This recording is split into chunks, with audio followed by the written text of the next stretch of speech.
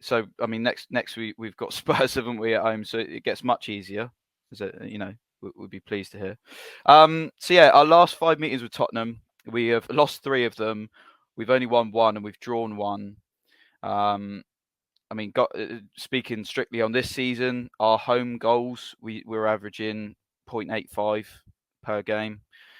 Spurs away goals, as in everyone will be pleased to hear, they're averaging 1.54 goals away from home this season. So that is an 81% difference between the two of us. But the one silver lining is that Spurs concede as much as we do away to home. So we both concede 1.62 goals per game, respectively, home and away. Martin, there's nothing from Wednesday that allows us to be have any form of confidence. I think actually tomorrow is going to be a pretty big one with both Ruben's presser and the B team selection to see who's going to be involved. If you would, it's pretty obvious that we probably wouldn't include the likes of Moy, but who do you think is just imperative? Who has to be involved in that game if possible? Well, I hope Walker Peters is fit, and I just hope it was just a kick in his hamstring, because I went to Tottenham at the weekend. I was lucky to pick up a ticket, so I watched Tottenham at the weekend. I think they would cause our fullbacks big problems, and I think Bree will come under massive pressure after to play against Richarlison or Son, because they're so pacey and so quick. Yeah, he come on at the weekend. He didn't start the weekend. He maybe rested from that Champions League game. But the front three are good. So I think you need Walker Peters fit. You got to pray that he's fit. Mavia's got to play in midfield, because they're decent in midfield. Højbjerg in midfield the weekend was superb for them. He keeps the ball moving. He's quick. He's dynamic.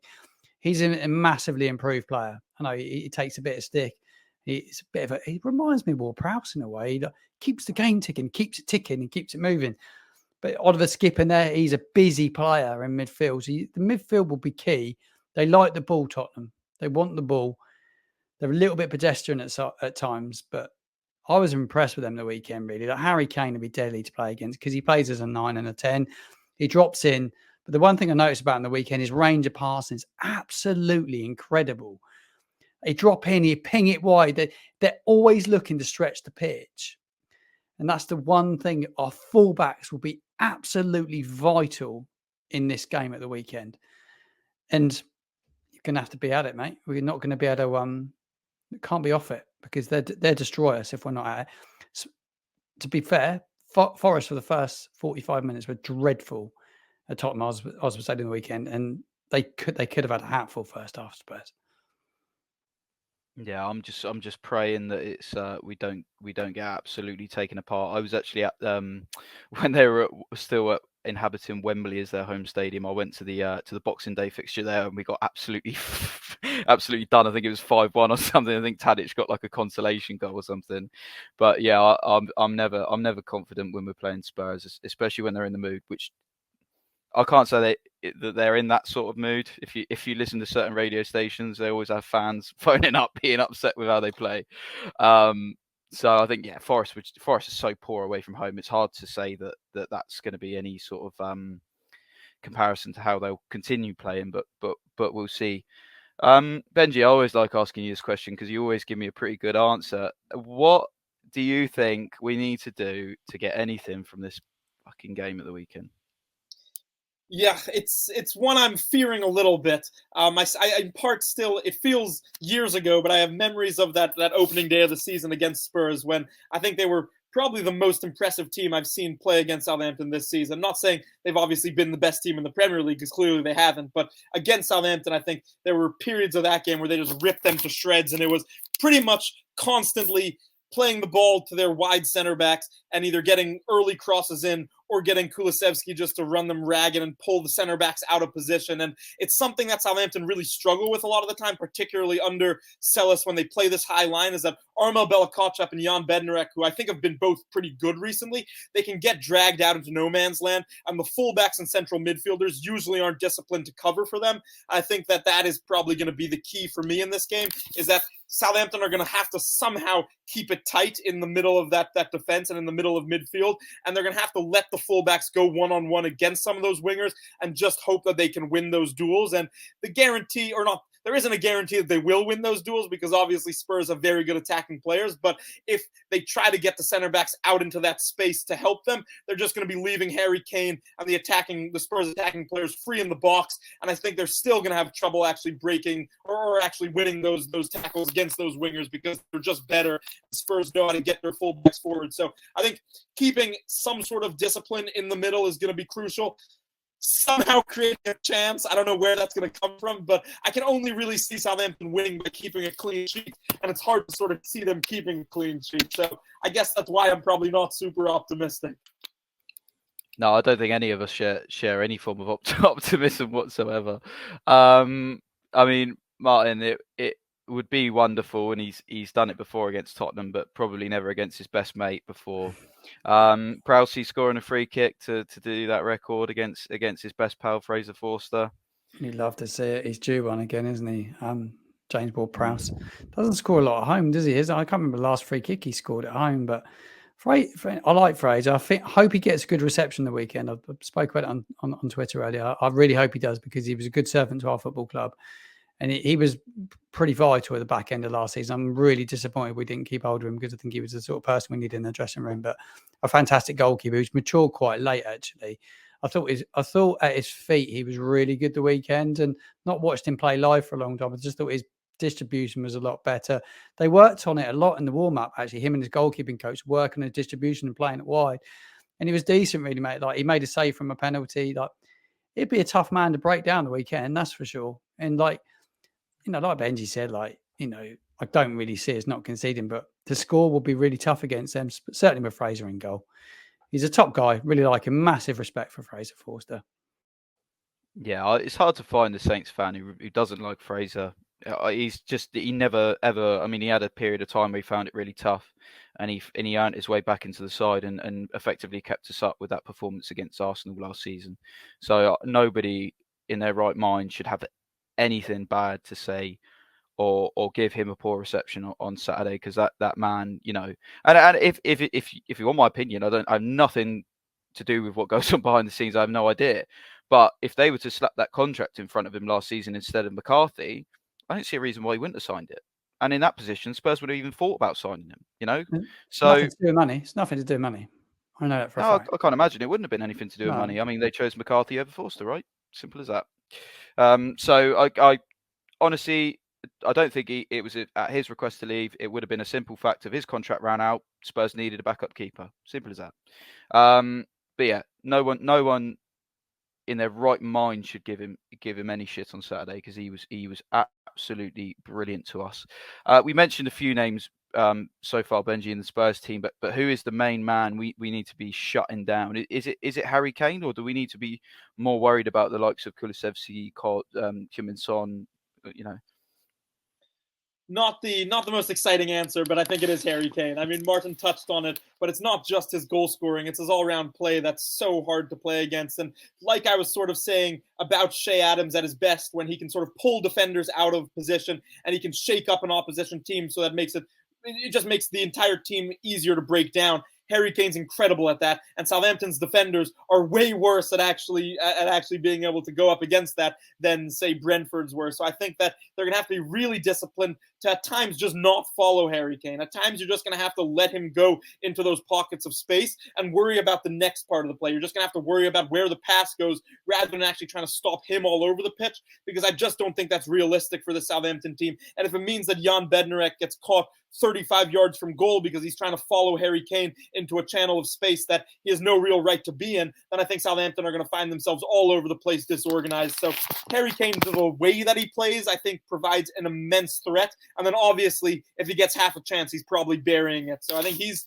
the the one to watch. I am curious to see how they utilize their sort of wide center backs and wing backs. I haven't followed a lot of Spurs in recent weeks. Martin will know better than me, but I think in the home game they played a very sort of interesting back five where the wide center backs got so far forward and Ben Davies was just flooding crosses into the box, and Southampton couldn't figure out how to stop it. They couldn't figure out how to get pressure on the ball, and then once the crosses came in, Southampton have a horrible, horrible knack of being unable to defend their back shoulder, whether, I think it was Kyle Walker-Peters in that game, but I think it's Armel Bella-Kotchap's biggest weakness.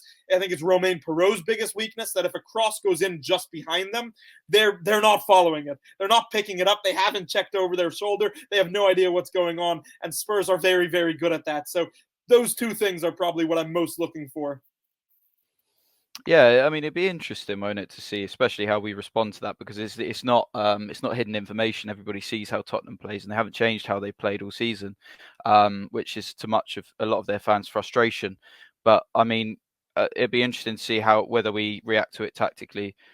I'd probably be bold and shake up the back line because you've got nothing to lose. I wouldn't personally say something that's going to shock a lot of people. I probably wouldn't drop Bednarek.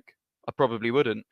In fact, I'd probably pair him with someone, maybe not even Sally, maybe Douya, someone who's big and commands the area and knows. Douya's in that period of time where we were much better off in the side. His head was a fucking magnet. Everything that come near him, bang out, and he's so much better at defending like that than someone like Armel. Yeah. Even in the I mean, you go back to last season, Sally Bednarek, we saw a clear weakness where no one knew they sort of didn't know how to cover each other. And you go into this season, we started with Sally Bella-Kotchap. We seemed to have found a rhythm, and then it sort of faded away. And after the World Cup, it was almost completely gone. Finding that back line that works will be key. And I think this weekend is actually almost a free hit of doing that, because no one's expecting anything from this game. Let's face it. Nobody's expecting a thing from the Tottenham game.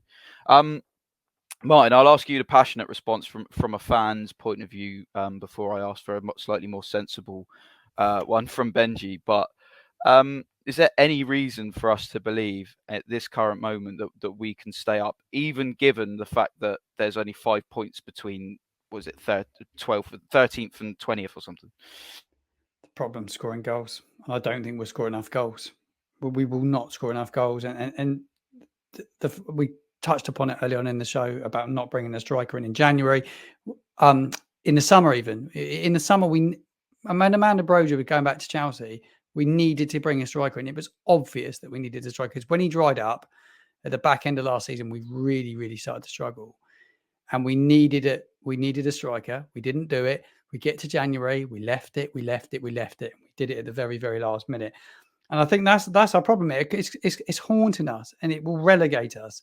And I believe I don't think we'll stay up now. After last night, I honestly don't think we will, because I was looking at the stats earlier, and I think we've had 27 games and we've scored 20 goals. It's just not enough. It's not enough. It's all right defending and not trying to keep clean sheets, but if you can't score goals, it's a waste of time. I don't see where the goals are going to come from to keep us in the Premier League. I just think it's going to be a horrible end to the season now. I'm not looking forward to going Saturday at all. I will be there because I want to support my team, but I don't see any hope for us the weekend. We'd have to. We said in the show earlier, we'd have to transition the ball quicker. We'd have to move the ball quicker. We'd have to play with a press, and we would have to try and get in behind those fullbacks. Like we're talking about Davis bombing forward, Kulusevski, he'd do the same. They'd go in, and we'd need to get in behind them. But Dyer's pretty slack on the ball. But would you like? I wouldn't mind seeing Onuachu given a go. What's the point? If you're not going to play him, bring Ballard in then. Bring someone in that's going to give it something. Have a go. It's just like there's nobody that wants to have a go. From a fan's point of view, I feel really low about it at the moment. I'm gutted, mate. I'm absolutely gutted. Yeah, me too. We had a period like this under Ronald Koeman where we just could not put a win together to save our lives. And I think we just come off the back of losing to Burnley at Turf Moor. And we were playing Arsenal. I think it was a Boxing Day game. And I just remember showing up to the stadium. I did not want to be at the stadium. I said, we're going to get pummeled. And we won 4-1 out of nowhere. And from that point, we used it to turn a corner. We have no ability to do that this season. We can't build on momentum. We cannot do it. I don't understand whether it's a mentality thing. Probably is a lot to do with it, or whether it's just lack of quality. or both. Benjy, I'll ask you the same question because I'm sure you're much more sensible than us, who we've condemned us for months, and we seem to keep finding a way to stay in touch. I think personally, before I let you answer, I think we're going to have to rely on 3 teams being worse than us. At the moment, I can't see it happening. What do you think, mate? Yeah, my big fear, and I think it's the same reason why there's been such trouble building momentum this whole season. My fear is that Southampton essentially have to be perfect in a game to win, because they're not going to score enough goals to bail themselves out of trouble in a game. So if they make a mistake, that's probably going to cost them massively. And that's what we saw last night, is that I don't even think Southampton were awful. They didn't create much of anything, but I thought the intensity was fine. I thought the press was a little disorganized, but I didn't think it was lacking in attitude. I thought they had obviously kept a lot of possession, but this team just creates so little with the ball that it means they have to be perfect to get results, or they have to rely on a huge amount of luck. And the reality is, at this level, you can't do that consistently. You can do that every now and again. You can do that maybe once every few games, and you can get the luck to get wins. But I don't think you can do it over the course of 38 games, and I don't think you can do it over the course of 11 games. And that's the challenge now. And if Southampton can't figure out a way to get more goals, we're going to find a lot of results like this, or a lot more results like this, I think, where they lose 1-0, they lose 2-0, and it's not in itself a disaster. But over the course of the collection of games, it is a disaster, because we're seeing the same thing over and over and over again. And it's that frustration. It's that these managers keep wanting to play for a 0-0, essentially, when the team isn't good enough to put in that kind of perfect defensive performance on a regular basis. And so at that point, I think you have to start going a little bit more gung-ho. You have to start actually trying to go for wins, because 3 points are so much more valuable than 1. And we're seeing consistently this season that defending first isn't working for this team, because they aren't good enough defensively. And unless they somehow figure out a way to bail out the defense with more goals, I just think it's going to be so hard to get enough points, because they're not going to have enough of those perfect performances in them. That is, perfectly summed up. Absolutely perfectly summed up. There is I do have a quick question from our editor Alfie. He wanted to put it to you both. Last night, so he's referring to Brentford, right? He said, for the most part, I think the team looked much better than its league position until the final third. Can you guys see any potential setup? I assume he's talking about formations, players, etc.